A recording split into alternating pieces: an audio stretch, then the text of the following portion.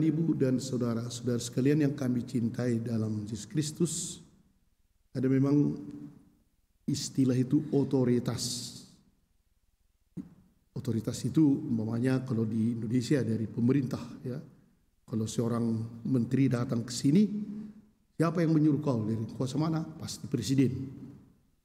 Diberikan kepadanya otoritas atas nama presiden, datanglah ke sini. Yang menghebohkan akhir-akhir ini adalah ya seperti yang di Prancis, ya, ada yang memenggal kepala karena persoalan apa itu, ya. Tapi dari mana otoritas dia memenggal kepala orang? Dia katakan dari Allah. Ada orang yang memang mau mengganggu masyarakat Indonesia umpamanya, kan, sampai mendirikan sejenis tentara di dalam negara ini. Dari mana otoritasnya?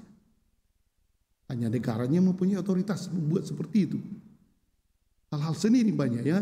Jadi ada seorang pastor yang memang sudah beribu kali rupanya ditanya, sudah gak tahu juga pastor ini, tentang ada datang opung-opung lah, nenek, kakek gitu.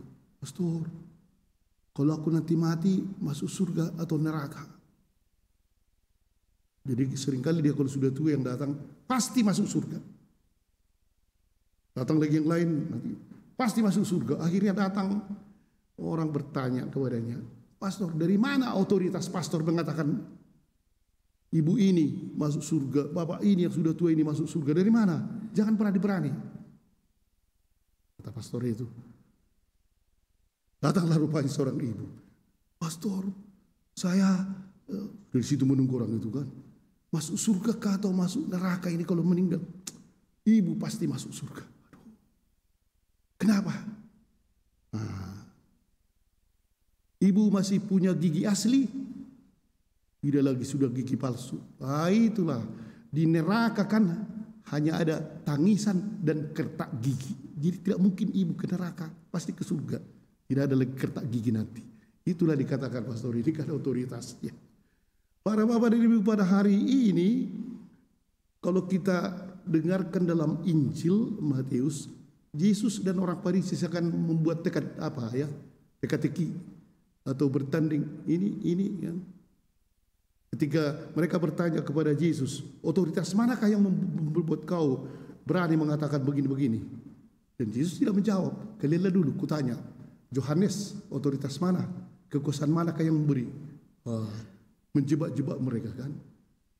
Tapi bukan itu persoalannya.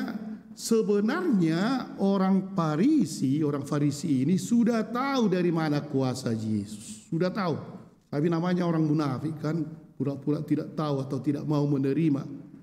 Yohanes sendiri sudah mengatakan, kan, bahwa saya hanya merintis jalan, membuka tali kasutnya pun aku tidak layak. Dia akan membaptis kalian dengan roh, saya hanya dengan air. Sudah dikatakan itulah Mesias. Tapi mereka tidak mau menerima. Persoalannya sebenarnya ialah bukan mereka tidak mengerti dari mana otoritas Yesus yang bisa menyembuhkan dan seterusnya, tapi mereka tidak mau menerima. Dan disitulah persoalannya. Hati mereka tertutup, apapun kehebatan dari Mesias itu, walaupun sebenarnya mereka sangat merindukan Mesias. Seperti tadi dalam bacaan pertama dari bilangan ini, yaitu Nabi Bileam, ya. Dia Nabi Bileam, roh Allah menghinggapi dia. Jadi atas otoritas Allah, akhirnya dia mengucapkan bagaimana pengharapan orang Israel, bahwa alangkah indahnya kemah-kemahmu, laksana lembah yang membentang luas, laksana taman di tepi sungai, laksana pohon gaharu yang di taman Tuhan, laksana pohon ara di tepi air. Semua pengharapan yang indah-indah atas nama otoritas dari Tuhan. Nabi Bileam mengatakan, Yesus sebenarnya sudah mengatakan pada hari ini genaplah nas ini, bahwa dialah Mesias itu, dan sudah ditunjukkan menyembuhkan orang sakit, yang lumpuh bisa berjalan, malahan orang mati bisa hidup. tapi sesuatu persoalan tetap tidak mau dimengerti. Memang para bapak dan ibu dan saudara sekalian, disinilah letak persoalannya. Sebenarnya di tengah-tengah kita pun sudah kita tahunya kan, Yesus itu atau Tuhan itu mempunyai kekuasaan otoritas yang paling tinggi, yang paling besar, apapun bisa dibuatnya demi kebaikan kita. Malahan dia sampai menunjukkan kasihnya, dia mencuci kaki para rasulnya, dan dia mengajak kita untuk berbuat seperti itu. Semua bisa. Penyakit apapun bisa disembuhkan, kesulitan apapun bisa disembuhkan. Yohanes tadi dari salib ini justru ketika dia dimasukkan ke dalam sel, disitulah Yesus menunjukkan bahwa dia bisa berguna di dalam keadaan seperti itu. Tetapi para bapak dan ibu dan saudara sekalian, masa Advent ini mungkin harus kita bertanya. Tidak usah lagi kita tanya otoritas manakah Yesus, tidak. Harus kita tanya, apakah saya terbuka kepada kekuasaan dan kasih Yesus itu. Sebentar lagi kita akan merayakan Natal. Kedatangannya ke dunia akan kita peringati, dan kedatangannya yang akan datang akan kita nanti. Apakah kita masih berkotak-katik tentang dari manakah ini, dari manakah ini, atau mungkin kita harus terbuka, Tuhan,